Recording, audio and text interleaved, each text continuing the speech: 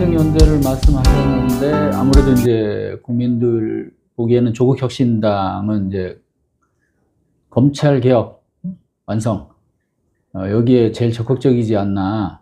그것이 또 중요한 그 조국혁신당의 어떤 목표이자 주요 정책이라고 보는데 그런 부분이 민주당하고 이제 좀 또 조율도 필요하고 뭐 하겠죠. 예, 우선은 아직 그 민주당과 또는 뭐 민주당만 하는 게 아니고 다른 정당도 참여하게 되는데 이른바 원탁회의를 통해서 그저 의제를 그 선정을 하고 그 의제에 대한 합의를 도출해내는 그런 과정을 거칠 텐데 조국혁신당이 아직 당내에서 이 문제를 심도 있게 논의를 한 건 아니지만 지금까지 조국혁신당이 일관되게 주장해온 그런 조국혁신당의 입장을 가지고 판단을 해보면 첫 번째는 아무래도 검찰개혁인데 검찰개혁을 대통령 선거 전에 입법으로 마무리 짓자. 대통령 취임하고 나서는 이게 여러 가지 뭐 급한 과제들이 있고 한데 검찰개혁을 먼저 처리하기가 부담스러워서 자꾸 미루게 될 수도 있고 또 통상 대통령으로 취임하고 나면 이게 어쩔 수 없이 경찰도 내 새끼, 검찰도 내 새끼, 국정원도 내 새끼. 그래서 그때부터 이제 검찰이 새로 선출된 대통령한테 엄청나게 잘 보이려고 이제 권력에 맞춘 라인업이 또 형성이 되겠죠. 그렇죠. 그리고 그 새로 뽑힌 대통령과 지금 말씀하신 것처럼 뭐 코드가 맞는 사람들이 또 쭉 그 형성이 되고 이럴 수 있잖아요. 뭐 늘 그래 왔습니다. 그리고 그런 사람들이 또 새로 뽑힌 대통령의 구미에 아주 탁탁 맞게 이렇게 검찰권을 행사하고 이렇게 되잖아요.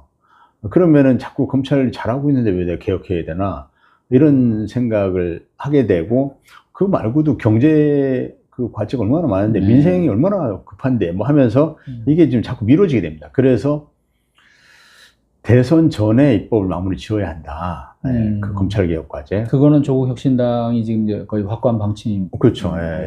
그다음에 그게 지금 입법 상태가 어떻게 됐나요? 조국혁신당에서 그 수사기소 분리, 그러니까 기소청으로 이제 검찰청을 탈바꿈시키고, 그다음에 중요 수사 부분은 중대범죄수사청으로 옮기는 그 법안을 입법 발의가 돼가지고 이제 법사위에 현재 계류된 상태인데. 민주당은 처리 의지가 있어야 이게 처리가 되는 거거든요. 민주당은 자체적으로 안 냈나요? 민주당은 법안 발의 자체를 안 했어요. 그러니까 애초에 민주당의 계획도 조국혁신당처럼 당론으로 채택을 해서 당론 입법 발의를 하겠다라는 계획이었는데 그게 뭐 여러 가지 이유, 언론에 보도된 바로는 윤 대통령의 거부권이 예상된다. 그래서 뭐 실제로 입법이 될 가능성이 없다. 그 다음에 이건 이제 설득력이 없는 것이 뭐 거부권이 예상되는 법안이라고 해서 민주당이 포기하고 입법을 시도를 안 한 게 아니잖아요. 그렇지. 계속 지금 뭐 20몇 번의 거부권이 뻔히 예상되는 법안에도 불구하고 이 법을 추진해야 된다 하면은 계속 발의를 하고 국회 통과시켜왔단 말이죠.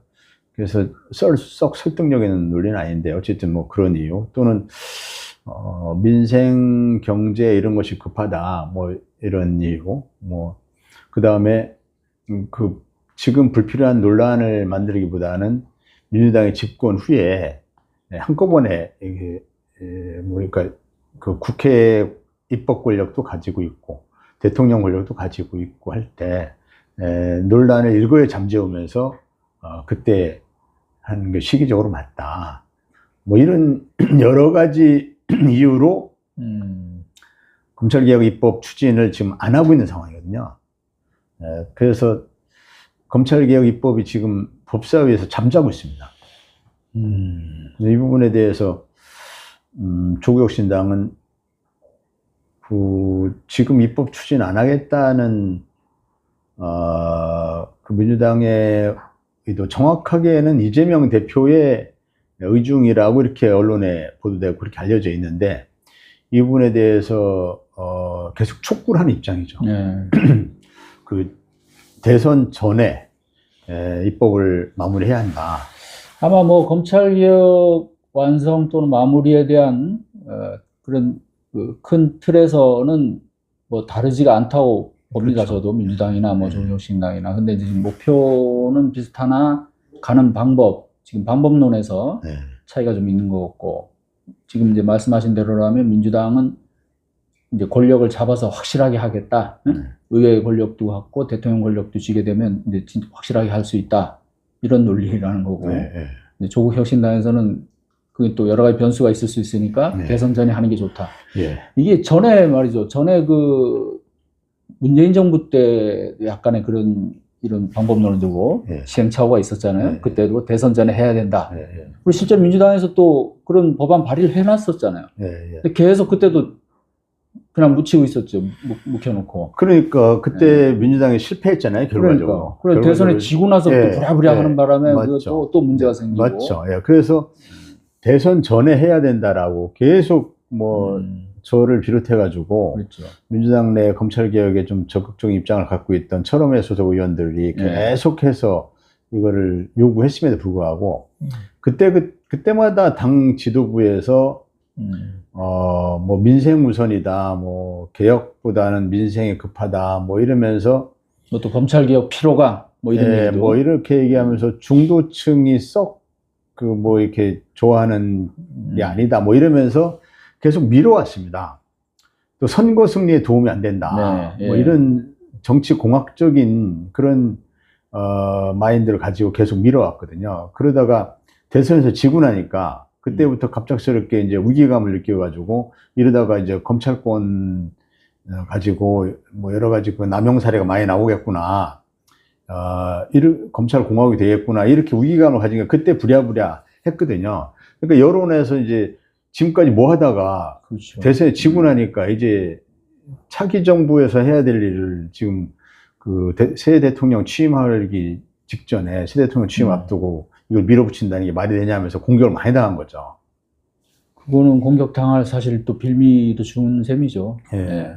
그리고 실효성 면에서도 좀 문제가 있었고, 그러다 보니까 무리수도 많이 나오고, 또 이제 행정 권력을 이쪽에서 쥐고 있다 보니까 뭐 다 아시는 대로 이제 또 한동훈 법무부 장관 이런 뻐꾸라지 행태로 그렇죠. 다시 막 시행령으로 그걸 다시 막 되돌리고, 그런 과거 사례에서 뭔가 교훈을 얻어야 될 텐데, 그러니까 좀 그런 부분이 민주당하고 좀 잘 좀 협의가 돼서 악순환이 또 되풀이 되거나, 그죠? 또 어떤 그 정치적으로 실패하는 그러니까 검찰개혁이라는, 이 검찰개혁은 뭐 오래전부터 사실은 민주당의 주요 정책 아닙니까? 예, 예. 그 부분이 계속 마무리가 안 되고 있는 부분. 네. 그래서 검찰개혁 이 부분에 대한 그 민주당의 좀 확고한 입장 표명을 요구하는 그런 조국신당의 입장이 여러 번 나갔거든요. 그런데 거기에 반응을 안 합니까? 별 소식이 없고, 그래서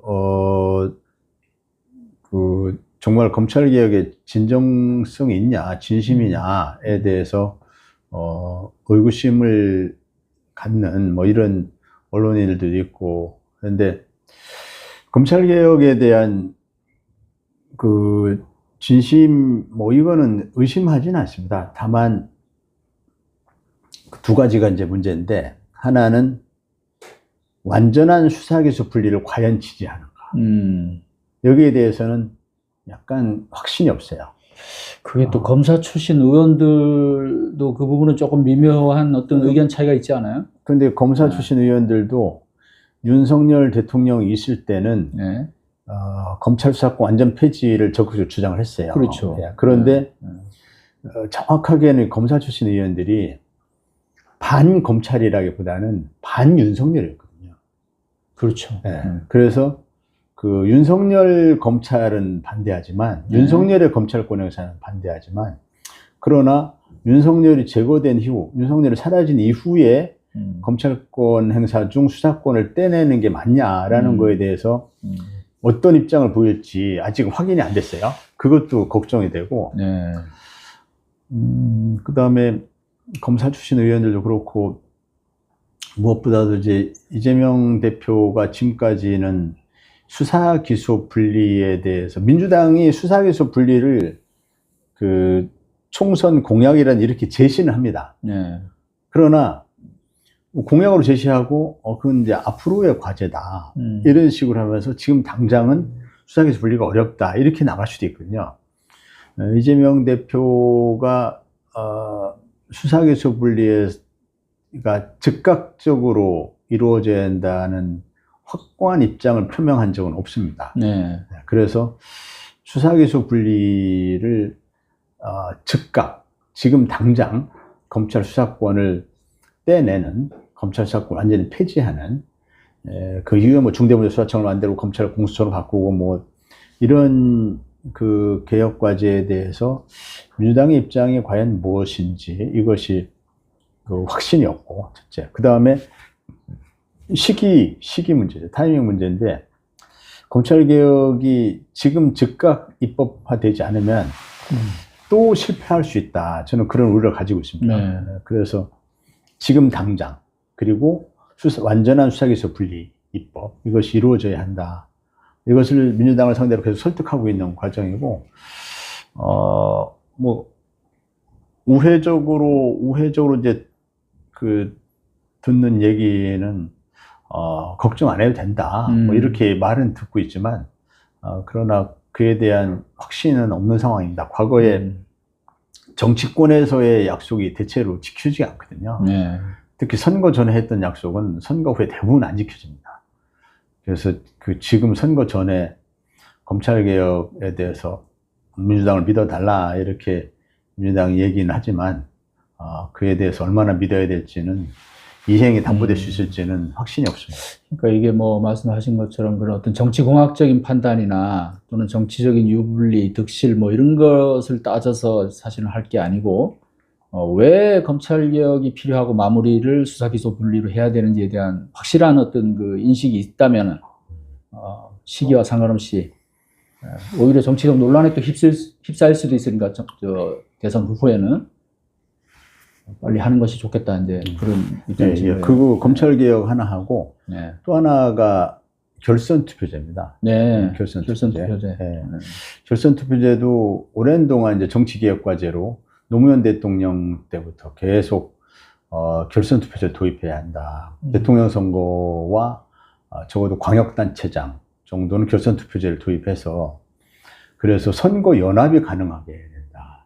양당제 폐해를 해야 되고, 양당제 폐해가 극복이 안 돼 우리나라 정치의 후진성 탈피하기가 어렵다.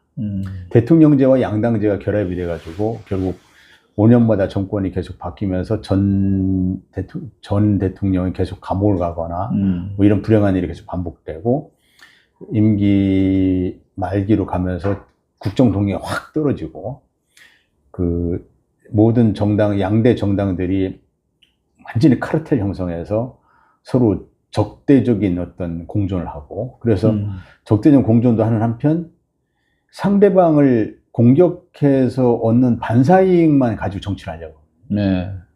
그리고 이제 타협, 뭐 협상 이런 게 사라집니다. 국민들을 위해서 어떻게 정치를 더 잘할 것인지 고민하기보다는 상대 정당을 마구 공격해서 그 정당에 대해서 국민들이 싫어하게만 만들면 그냥 반사적으로 이익을 누리게 되니까, 양당제도가 뭐 미국이 대표적이긴 하지만 그러나 미국의 양당제도도 여러 가지 문제가 드러나고 있고, 또 미국의 적어도 각 주 단위로는 굉장히 많은 정당들이 있지. 우리는 뭐 중앙뿐 아니라 시군구, 뭐 기초의원, 광역의원도 거의 양당제거든요, 완전히. 네. 그래서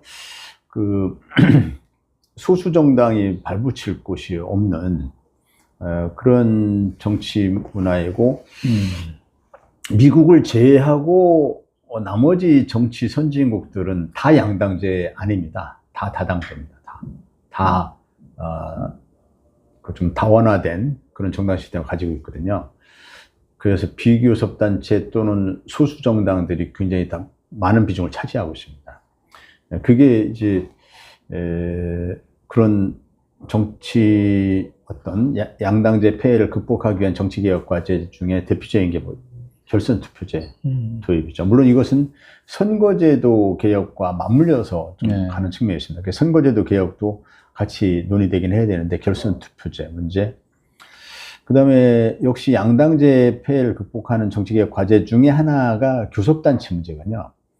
지금은 양대 정당만 교섭단체입니다. 민주당과 국민의힘. 민주당 국민의힘이 카르텔 형성해가지고 나머지 정당들은 국회 운영에 뭐 끼어들 그 공간이 없습니다. 그래서 이게 교섭단체 조건을 완화해가지고 그거는 전에부터 계속 조국당에서 예. 혁신당에서 그렇죠. 요구했던 바죠. 그렇죠. 근데 예. 민주당에서 뭐 수용할 것처럼 제 기억에는 그 민주당도 그러다가 민주당 의원들이 민주당 쪽에서 2000년대부터 계속 주장을 해왔습니다. 민주당 의원들이 입법 발의를 계속 했고 예. 또 지난 총선 과정에서도 김민석 그 의원이 교섭단체 요건을 완화해야 된다. 예. 이렇게 국민들에게 약속을 했었고 근데 그렇지. 이제 지켜지지 않았군요. 그렇지만은 선거가 끝나고 나니까 그 당시는 뭐 정치적인 계산으로 교섭단체 요건을 완화하겠다고 했다가 선거가 끝나고 나니까 입을 딱 닫고요. 그래서 이 참 정치의 세계가 비정합니다. 예, 그래서 그 검찰개혁 과제, 그다음에 결선 투표제, 그다음에 교섭단체 뭐 이 정도를 크게 한 3가지 정도 제일 최우선 중요한 과제로 최우선 과제로 알겠습니다.